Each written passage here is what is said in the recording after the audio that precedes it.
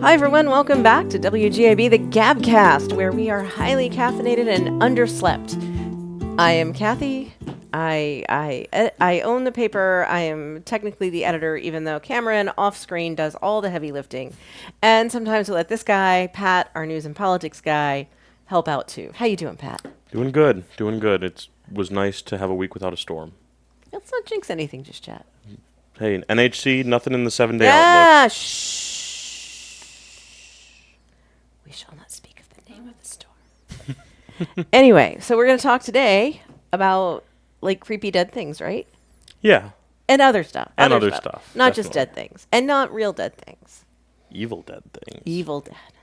Very evil dead things. So people don't realize this until they get to know me, but this is my favorite time of the year because I love Halloween and I love really bad, scary movies.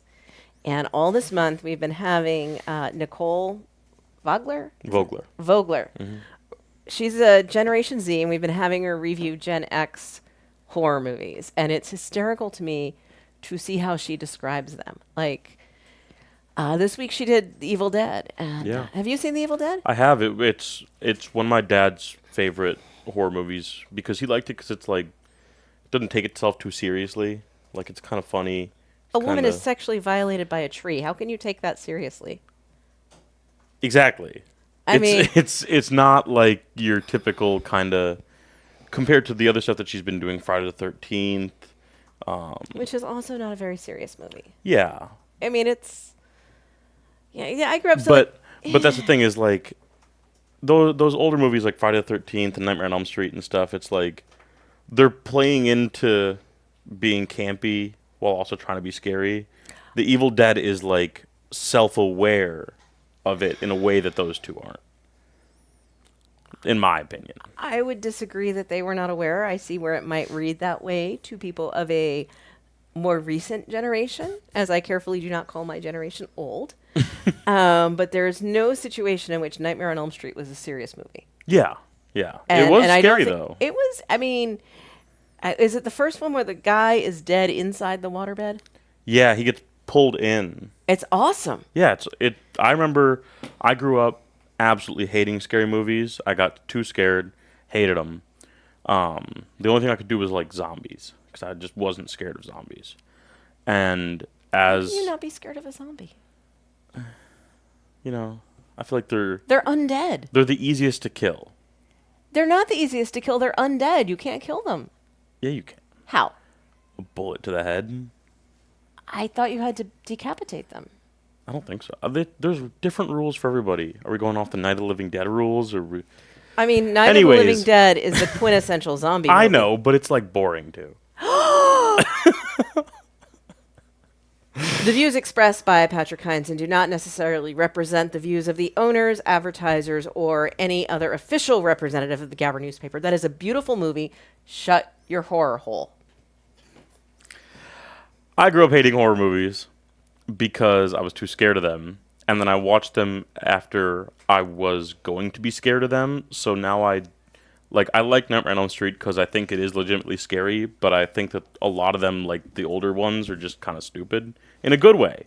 Like, they're enjoyable to watch because it's like Friday the 13th is not a scary movie.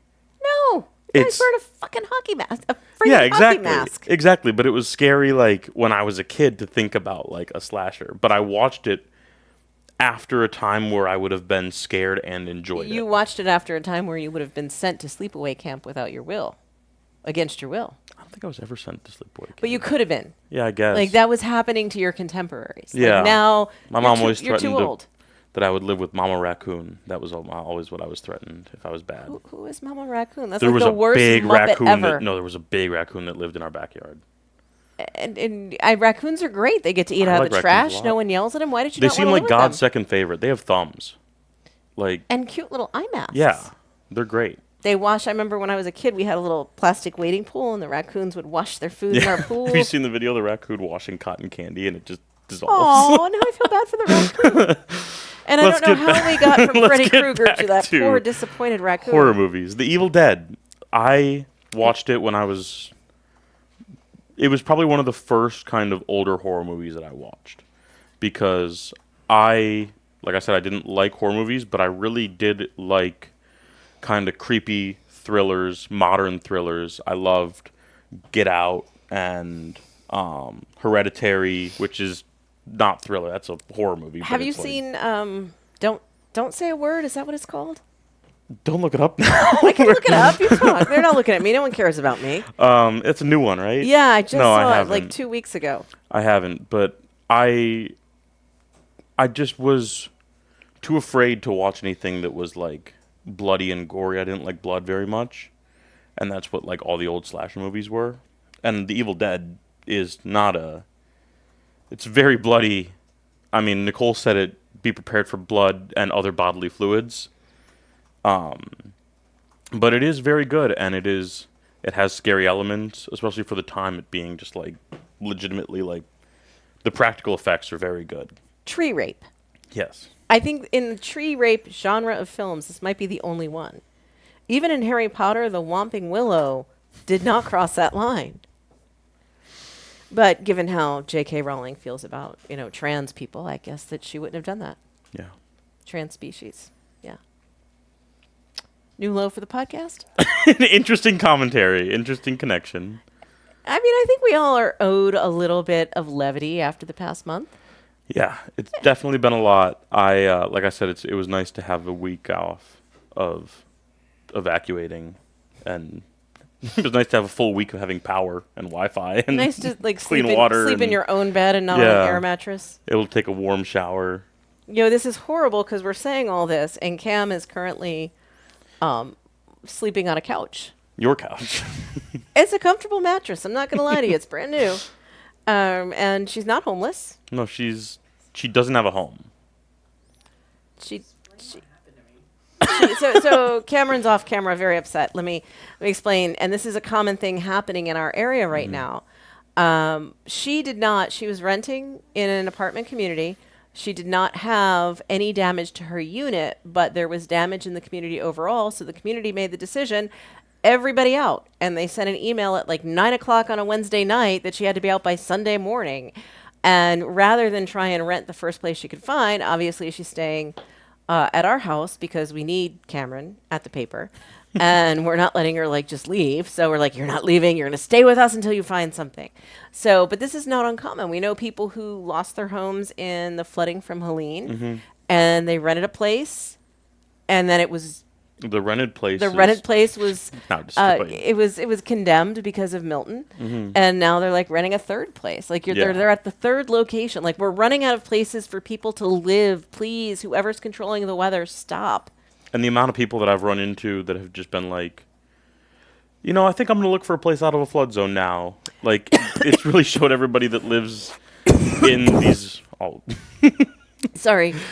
It's really showing everybody that lives in these kind of local areas that these flood zones, we haven't... I mean, obviously we've had floods in the past, but like the storm surge and the rain and the wind from these last couple of storms have really showed that these flood zones are serious, and if you live within a certain proximity to the water, a hurricane is going to mess you up.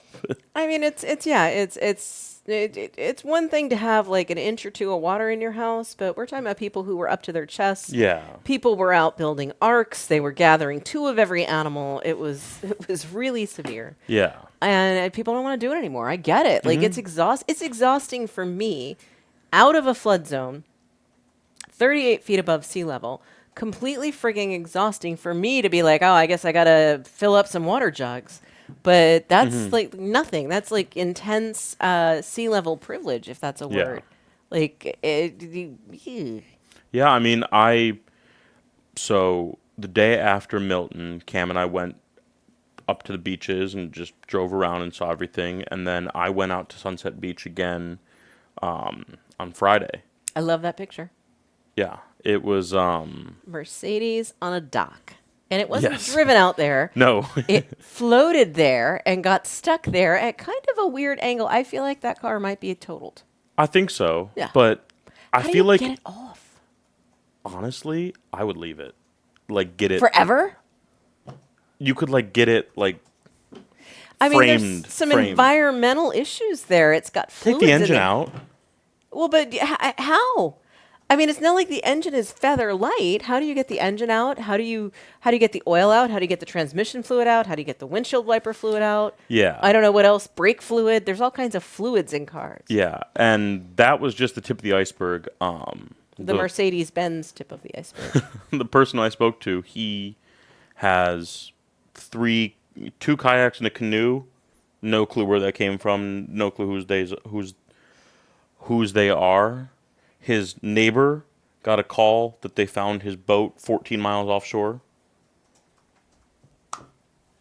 And this is in Blind Pass. One tiny little community. This is in Blind Pass, so it's protected. It made Clearly its way it is out not. of the channel. I don't think that word means what you think it means. It made its way out of the channel and 14 miles offshore.